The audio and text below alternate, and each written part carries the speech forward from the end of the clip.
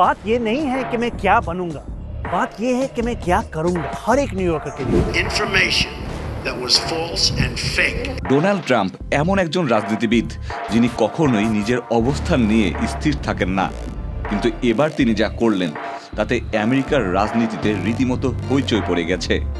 যে অ্যান্ড্রু কুয়েমো একসময় ছিলেন তার প্রকাশ্য শত্রু, আজ তাকেই ট্রাম্প প্রকাশ্যে সমর্থন করছেন। আর এই সমর্থনের কারণ একজন মুসলিম তরুণ জোহরান মামদানি। হ্যাঁ, ঠিক শুনেছেন, মামদানি নিউ ইয়র্কের মেয়র নির্বাচনে ডেমোক্র্যাটিক প্রাইমারিতে জয়লাভ করার পর যেন হঠাৎ করেই পুরো রক্ষণশীল রাজনীতিতে আতঙ্ক ছড়িয়ে পড়েছে। আর সেই আতঙ্ক থেকেই ট্রাম্প আজ এমন একজনকে সমর্থন করছেন যাকে তিনি আগে নিউ ইয়র্কের ধ্বংসের জন্য দায়ী বলেছিলেন। কিন্তু কে এই মামদানি? এলএমই সার্টিফাইড বিশ্বসেরা কপারে তৈরি ওয়ালটন কেবলস, যা আপনার স্থাপনাকে রাখবে সব সময় নিরাপদ। We're talking about is a race that has now seen the most funded super PAC in New York City's municipal history. Zohran Mamdani মাত্র 33 বছর বয়সী একজন মুসলিম এবং দক্ষিণ এশিয়ার বংশোদ্ভূত প্রার্থী, যিনি নিজেকে ডেমোক্রেটিক সোশ্যালিস্ট হিসেবে পরিচয় দেন। তিনি শুধু আমেরিকার রাজনীতির কাঠামো নয়, সমাজের গভীরে থাকা বৈষম্যগুলোকে প্রকাশ্যে টেনে এনেছেন। ট্রাম্প ও তার মিত্ররা মামদানিকে বারবার কমিউনিস্ট বলে আক্রমণ করেছেন।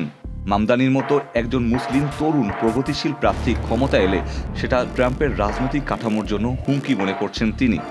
তাই এখন নিজের দলের প্রার্থীকে বাদ দিয়ে নিজের পুরনো শত্রুকেই কাছে টেনে নিচ্ছেন।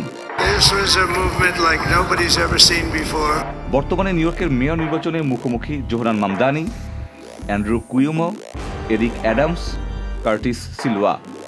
এই পরিস্থিতিতে ট্রাম্প নিজের দলের প্রার্থী থাকতেও তিনি কুয়েমোর পক্ষে কথা বলছেন।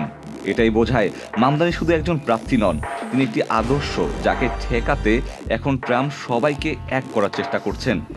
জোহরান মামদানির ভাগ্যে কি আছে তা জানার জন্য আমাদের আরো কিছুদিন অপেক্ষা করতে হবে। New York, we're going to deliver universal. Ikhtiar Ferdous, channel I.